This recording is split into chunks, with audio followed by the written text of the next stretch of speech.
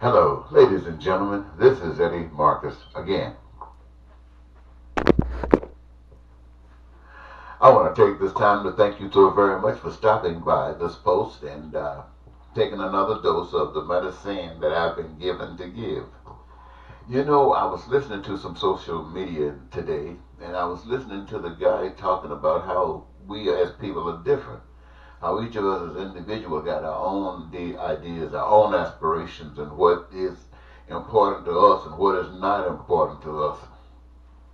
And that trying to make everybody be just like any one individual is oppressive. It's a form of the thing to think about when you think about dictators or something. I hope that they are saying this in the form of force when you're forcing us. Uh, if a person decides to make the choice, that's altogether a different story. But I'm thinking about it. And he was saying that these people should be respected in their individuality, for which I concur. But I'm also thinking about the problems that exist, because we're actually, to a certain degree, practicing some of this, and the rest of it we are practicing force. But as you think about it, there are some things I believe we as a people can have our different views. And in fact, the matter is, we all can have our different views, but it is based upon the interest of the people, the necessities of the people, the wants, the desires of the people, and anyone's ability to encourage, persuade, influence someone to maybe change their minds, and that's okay too. Some people call that charismatic. I personally call it dealing with the truth and sticking to it your one self, and that'll make at least half of the job is already done. But I'm thinking about this. Yes, if we as people with all of our different views, if you want to own a car, that's fine. And if you want to take public transportation, that's fine. If you want to walk, that's fine. Or ride a bike, that's fine. Or a scooter, that's fine. All of these are fine. They are expressions of, and not only are they expressions of, the ability for them to exist together at the same time has proven to exist for quite some time. So we don't argue with certain things like that. It's an expression of the people. But there are certain things that are common amongst us as people for survival, common amongst us as people. Now, somebody say, well, we still should be able to express our views how those needs, wants, and desires are met that are common amongst us. I mean, you got your idea, and you got your idea, and the truth of the matter is that everybody got an idea. But now, whose idea is worth considering? I would say the one's idea that covers all of us. All of us. Covers all of us. And we can agree with it. That's the best. I mean, if you got an idea that sounds wonderful and great for you, for whatever reason you come up with, but somebody else over. And let me say, give you some examples of what I'm talking about. Things that are common amongst our survival.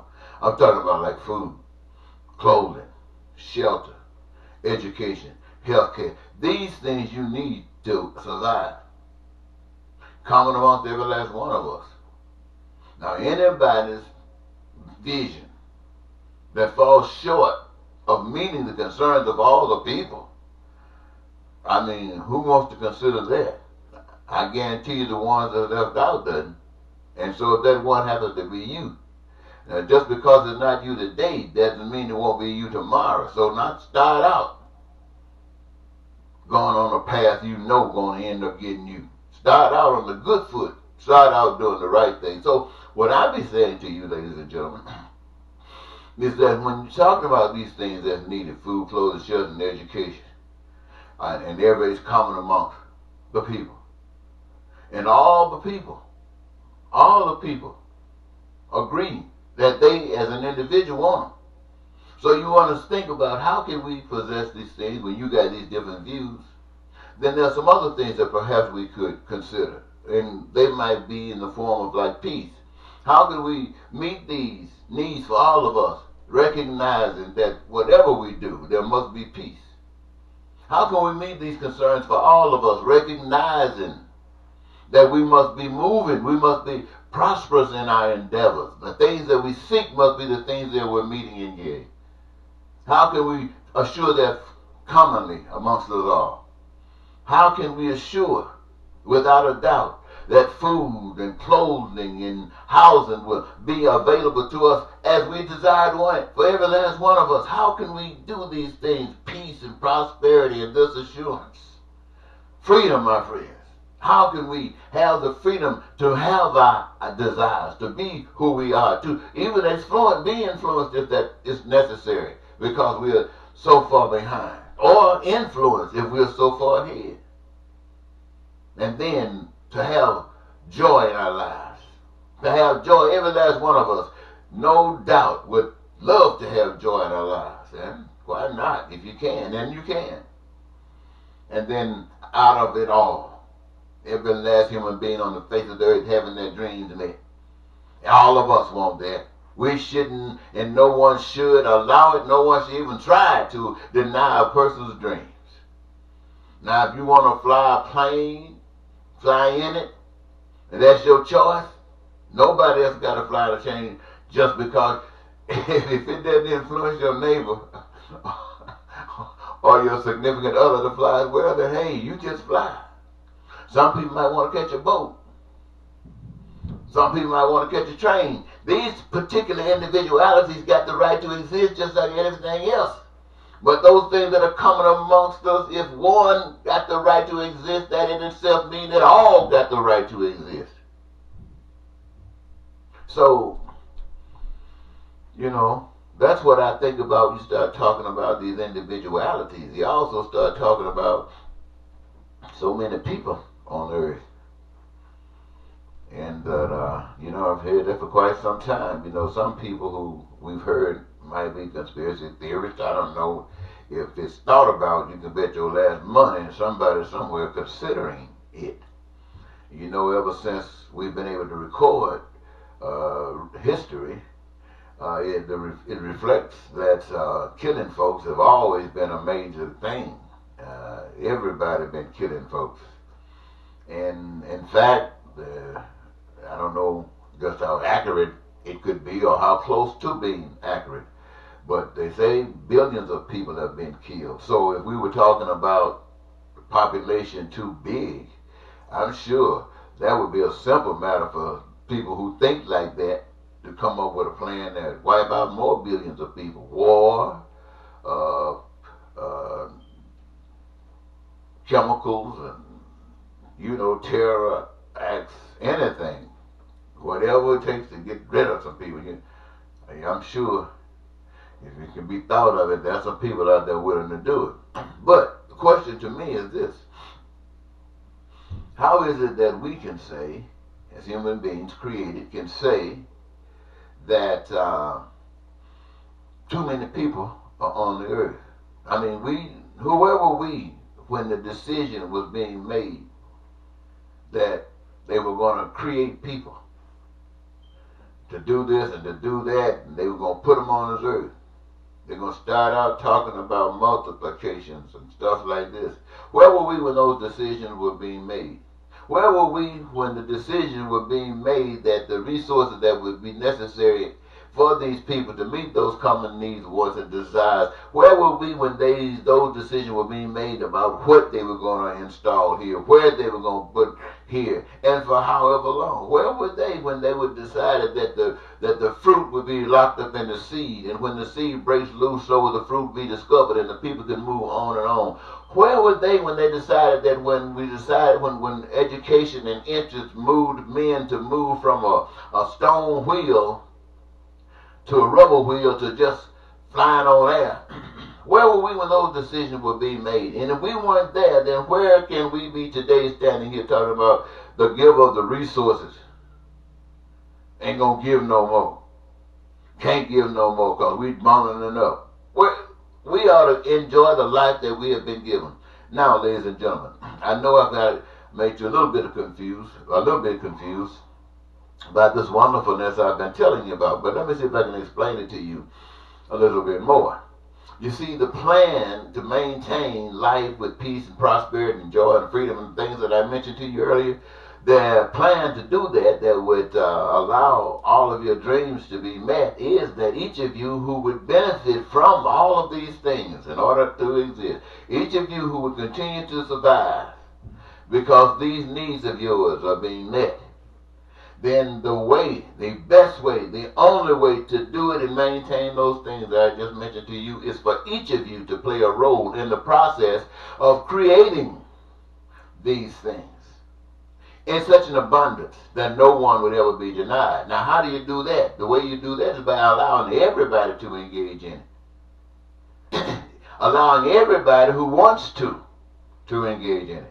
Now, for instance, if there's 1 million people that want to engage in one profession, and 2 people that want to engage in another one, that means that 2 people that want to engage in something, other people are even interested in it. But 2 people would be sufficient enough to meet the needs of the few that did. So don't be biting your hands. And at the same time, what I'm saying is that whatever your gift is, this is what you engage yourself in. Get that gift that gives you your greatest joy, that makes you more happy, more joyous, that this is what you're doing. It's a prayer answered. God, I've been waiting. Now I'm doing this. Get that kind of job. Nobody knows it but you. But all of them are open for wherever you fit. Now all of a sudden, all the human beings, you're talking about a lot of, we got 8 billion people on earth, we got 8 billion people who are of that number qualified to engage themselves in a career. And they're doing it. Man, you guys won't even be able to work but a few hours a day, and that'll blow your mind. Maybe a few hours a week. That'll blow your mind because you want to work. But at the same time, while you're not doing that, there's so many other wonderful things that you can do. Just as exciting.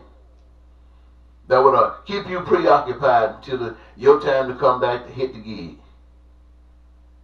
And all of these things that you're creating, but the maker of the earth and all that's in it, on and above it, seen and unseen, you and I, is so smart that when each of us were implanted with some gift, some I want to do, when you have the chance to manifest it, engage your hand in the process, it is interrelated in such a way that everything that you the people decide and determine that you want and need is manifest. It's manifest, ladies and gentlemen. It's manifest. And it happens. You don't need no money at all. See, that was on it to lift up and promote the deception. You don't need no loans, no debts, no taxes, no fines, no fees, no bosses like that.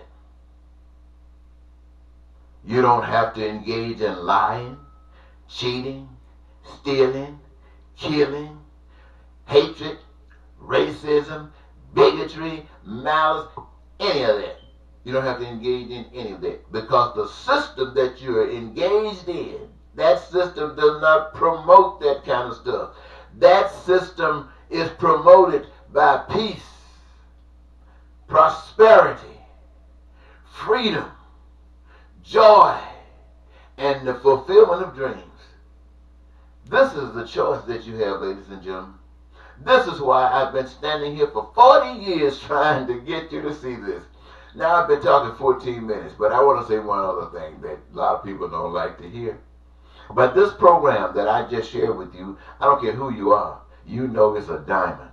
Yes, I told you that today, and I didn't even say God gave it to me. I told you that because I know it's the most beautiful thing you ever heard, if you are not racist. But anyway, I've been telling you this for 40 years. I ran for president three or four different times as a write-in because this conversation that I just shared with you was so unimportant, so uninteresting to anybody else. But I ran because I wanted you to know that it's available to you. Ran for governor a couple of times, ran for mayor a few times. all on the same basic principles of this that I've just shared with you, and each time you walked away from it. I don't know what the prejudices were. I got some idea. But in any event, you walked away and ended up with a person like Donald Trump sending your nation to this hell. But that's all right, because it allows us as a nation of people to see where we really are and gives us an opportunity to express a new choice to stay where we are or go where we dream we want it to be. Now that choice is on yours, and up until that, ladies and gentlemen, I'm going to leave it with you and say to you, this is Eddie Marcus, and I want to thank you once again for giving me this your time, and now, bye-bye.